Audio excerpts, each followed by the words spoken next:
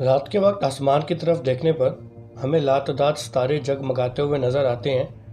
दोस्तों, आसमान पर हमें जितने भी सितारे नज़र आते हैं ये हमसे मैक्सिमम 4000 लाइट ईयर दूर हैं। हम इंसान हज़ारों सालों से इन सितारों को देखते आ रहे हैं और ये सितारे हमेशा अपनी जगह पर मौजूद रहे हैं। अगर हम ये समझते हैं कि सितारे हमेशा मौजूद रहेंगे तो हम गलत समझ रहे हैं। ऑब्जर्वेशंस के थ्रू आज हमें पता है कि इंसानों की तरह सितारों का भी लाइफ साइकिल होता है।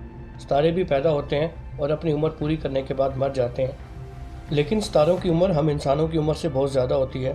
सितारे करोड़ों से अरबों साल जीते हैं। किसी सितारे की मौत दो तरह से हो सकती है। ये सितारे के मैस और साइज़ पर डिपेंड करता है।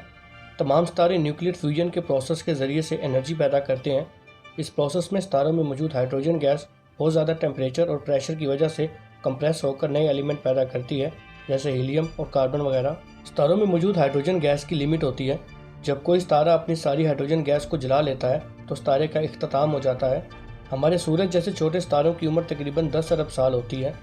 सूरज जैसे छोटे सितारों की जब हाइड्रोजन गैस ख़त्म होती है तो ग्रेविटी यानी कशिश शकल के नतीजे में सितारा सिकुड़ना शुरू कर देता है।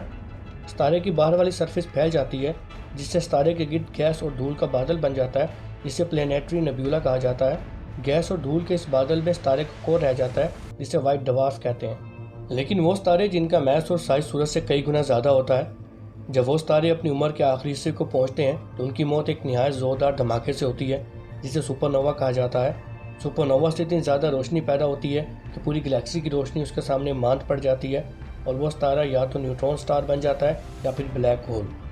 इंसानी तारीख में सबसे पहला सुपरनोवा हज़रत ईसा अलैहिस्सलाम की पैदाइश से 185 साल पहले देखा गया था, जिसे SN185 का नाम दिया गया है।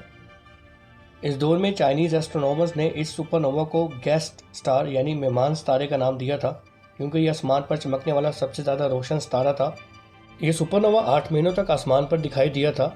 चाइनीज़ साइंटिस्ट ने इस सुपरनोवा का जिक्र एक बुक में किया था, जिसका नाम है बुक ऑफ लेटरहैंड। अगर सबसे लेटेस्ट सुपरनोवा की बात करें तो साल 1604 में एक सुपरनोवा ऑब्जर्व किया गया था, जिसे SN1604 नाम दिया गया है। ये सुपरनोवा अर्थ से 20,000 लाइट ईयर की दूरी पर हुआ था। साइंटिस्ट की तरफ से अंदाज़ा लगाया गया है कि हमारी मिल्की वे गैलेक्सी में हर 100 साल में 3 सुपरनोवा होते हैं। सुपरनोवा के बाद बहुत ज़्यादा एनर्जी और ख़तरनाक रेडिएशंस पैदा होती हैं, जो पास में मौजूद सियारों को तबाह कर देती हैं। अगर हमारी अर्थ से 25 लाइट ईयर के डिस्टेंस पर कोई सुपरनोवा होता है तो ये अर्थ को तबाह कर देगा और ज़िंदगी का इख्तिताम हो जाएगा। लेकिन अच्छी बात यह है कि हमारी अर्थ के पास मौजूद सितारों को मरने में अभी अरबों साल लगेंगे। इस वीडियो में बस इतना ही।